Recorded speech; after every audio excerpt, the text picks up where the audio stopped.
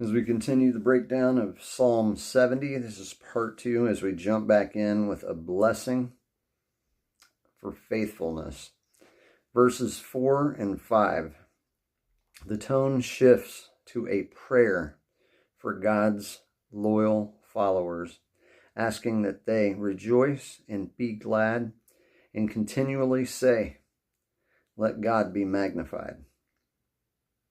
He then returns to his own situation, reiterating his poor and needy state and the urgent need for God's help.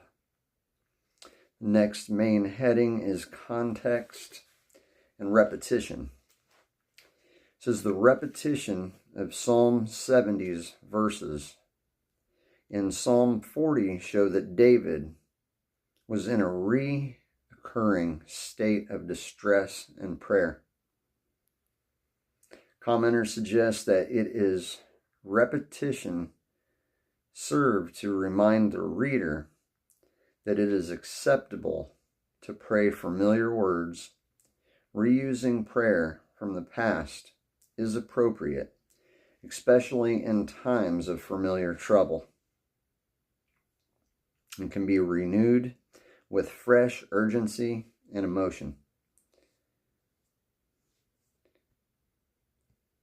It says it highlights the importance of the message. The inclusion of this prayer twice in the book of Psalms emphasizes its profound message and significance for believers in distress.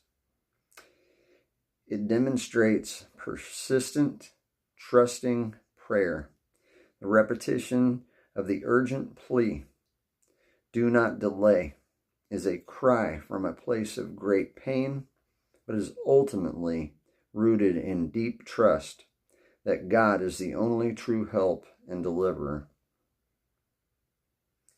And as we begin to move further into the breakdown of this, the profound message it signifies for believers in distress, I want to highlight that there's a lot of people that are familiar and are aware, but the idea of praying verses or passages back to the Lord in similar times can be very helpful.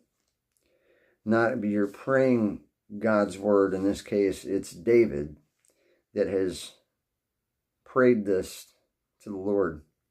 But in times of distress, this would be something that we could use also, especially when we don't have the words of our own.